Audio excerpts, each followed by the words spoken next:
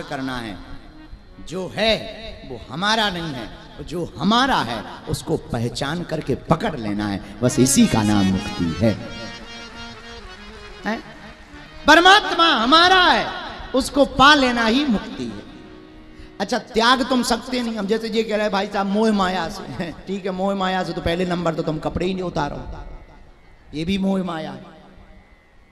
अब तुम swimming pool में तैर रहे हो रोज, आज तुमने काजू की पनीर खाई और तुम कह रहे मोह माया से मुक्ति। ये तो वही वाली बात हो गई 11 लाख दक्षिणा लेकर के पे माया छोड़ने के प्रवचन सुनाए जाए। अरे मोह माया को छोड़ पाना बड़ा मुश्किल है। हम इतना कह सकते हैं माधव को पकड़ लेना बहुत सरल है। माधव को पकड़ लिया, मुक्ति। अब मुक्ति क्या है? एक अर्थ में समझो, एक लाइन में, दुख में जो घबराए ना, सुख में जो फूला समाये ना, दोनों में बैलेंस रहे, उसी का नाम मुक्ति है? दुख आवे तो टेंशन में ना रहे और सुख आवे तो डूब ना जाए फूले में, प्रसन्नता में, जो दोनों के बीच में। अच्छा, पेंडुलम देखा तुम लोगों ने? एक पेंडुलम होता है, थोड़ा इस तरफ जाता, थोड़ा इस तरफ जाता, इसी का नाम मुक्ति है।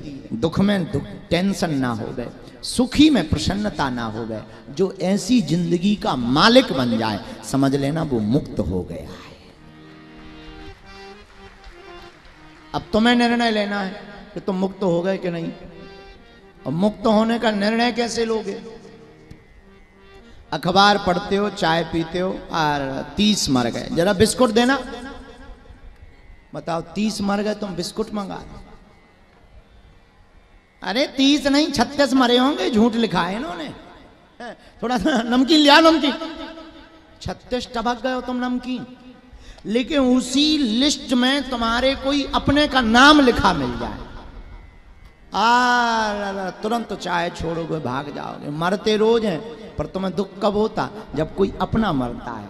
इसका एक उपाय है, ऐसी परिस्थिति में भी जब तुमको दुख ना होवे और भयंकर पैसा प्राप्त होने में भी तुमको अति सुख ना होवे, जब बीच का बीच बने रहो, समझ जाना तुम कामनाओं से मुक्त हो चुके हो, तुमने मुक्ति पा ली है।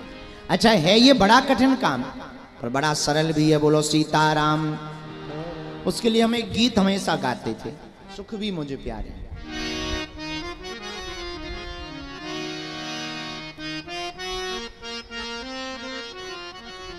एक साधक ने लिखा, सुख भी मुझे प्यारे हैं, दुख भी मुझे प्यारे हैं, छोड़ू मैं किसे भगवन, दोनों ही तुम्हारे, छोड़ू मैं किसे भगवन, दोनों ही तुम्हारे। सुख भी प्यारा है और दुख भी प्यारा है। तो मुक्ति के क्षेत्र में हम लोग गया में बैठे, यहाँ के 5 लाभ हैं। कितने लाभ? जोर से बोलो। पहला लाभ, तीनों ऋणों से मुक्ति मिलती। कौन कौन ऋण? देव ऋण, पितृ ऋण और ऋषि ऋण। ये 3 ऋण होते हैं। तो पहला लाभ गया जी में तीनों ऋणों से मुक्ति मिलती। दूसरा लाभ गया जी में क्या है? पितरों से मुक्ति मिलती, पितरों की शांति होती। तीसरा लाभ गया जी में क्या है? तीसरा लाभ है पुत्रता साबित होती। ये बड़ा अच्छा लाभ है, पुत्रता। पुत्र कौन है?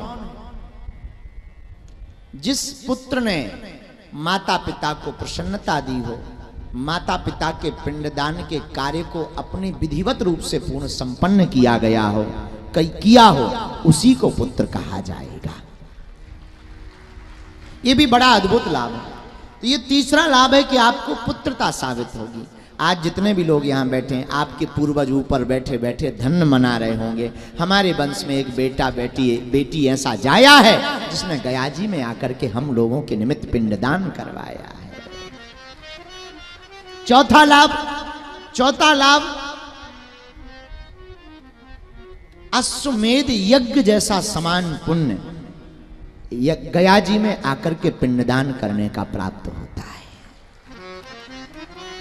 और पांचवा लाभ हम अपने पितरों के प्रति कृतज्ञता जाहिर करके ये तय कर लेते हैं कि जो संस्कार हैं आज भी हमारे अंदर जिंदा है।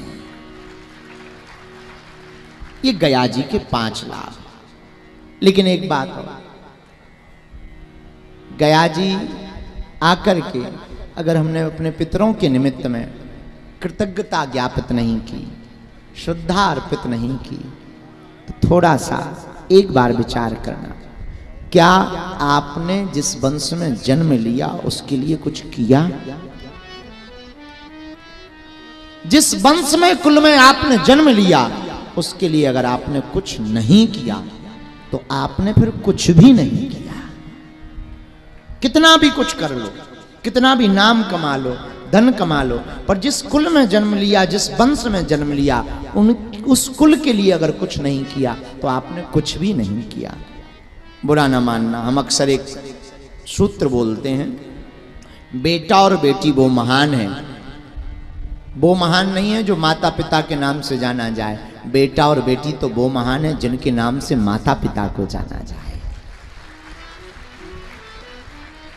सफलता तो तब है जब आपके पिताजी किसी चौराहे पर खड़े हों और लोग मुस्कुरा कर कहें ये फलाने के पिताजी खड़े हुए हैं, तब मान लेना कि आप सफल हो गए। तो गयाजी में आने के ये 5 लाभ। कल हमने आपको कहा था पितृपक्ष में 5 लोगों को भोजन करवाए जाते हैं। किसको किसको? पहला गाय, गौ माता को भोजन क्यों करवाया जाता? गौ माता के भोजन देने से सभी देवताओं को भोजन पहुंच जाता है। बोलो गौ माता की। दूसरा स्वान यानी हाथी। खड़े हो जाओ भाई साहब, हाथी को बोलो, ए खड़ा हो जा हाथी वालों, खड़ा हो। नक्कटा हाथी होता है। गजब के श्रोता मिले हमको। तो बताइए, हमने कहा स्वान माने, बोले हाथी, और होता है कुत्ता। बताइए, धन्य प्रभु तुम्हें। कहाँ के हो बेटा? हैं? बिहार के? ज्यादा बोलने की जरूरत नहीं है। एक आदमी हमें बोला, बोले आपको नेता बहुत गाली देते हैं, आप नेताओं को गाली नहीं देते। हमने कहा कि ज्यादा मुंह खराब करने की जरूरत नहीं, नेता को नेता ही कह दो बस।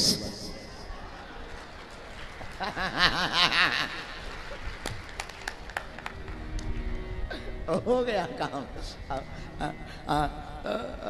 पहला गौ माता, दूसरा स्वान। अच्छा, स्वान को भोजन क्यों दिया जाता है पितृपक्ष में? यमराज के मार्ग को यमराज के मार्ग का अनुसरण करता है। यमराज के पास जो मार्ग अनुसरण करते 2 कुत्ते, साम और सबल, 2 कुत्ते हैं। इसलिए जो भी स्वान को भोजन करवाता है पितृपक्ष में, उनका वह भोज्य यमराज तक पहुंच जाता है और अपने पूर्वजों को दी जाने वाली यातनाओं में यमराज के पास जब भोज्य पदार्थ पहुंचता है तो फिर यमराज, अगर पितरों को यातना दी जाती हो या किसी कारणवश पितर किसी ऐसी योनि में है जिसमें अति से ज्यादा कष्ट पा रहे हों, तो यमराज के पास पहुंचने से, भोज्य पदार्थ से, पिंडदान से, गरुड़ पुराण से, त्रिपिंडी श्राद्ध से अथवा पितृ गायत्री के निमित्त कोई अनुष्ठान करने से अमुक साधक के पूर्वजों की यातनाओं को कम कर दिया जाता है। तीसरा भोजन किसको दिया जाता है? काक। काक माने क्या होता है? हाँ ठीक है, तुम लोग जो है डायनासोर मत बोलते हैं, कोई ठिकाना नहीं है डायनासोर। तो काक माने होता है कौवा। कौवा को क्यों भोजन दिया जाता है? हाँ, कौवा का ये गुण है, वो सबको मिलकर के खाता है, सबके साथ मिलकर के खाता है, ये तो ठीक है। पर किसका प्रतीक है कौवा? यम का। ये भी यम का प्रतीक है, यम का प्रतीक है। और यह पितर लोक तक जाता है। पितर लोक तक पहुंचने के कारण जो भी कौवा को श्राद्ध पक्ष में भोजन करवाता है, उनके पितरों को तृप्ति प्राप्त होती है, इसलिए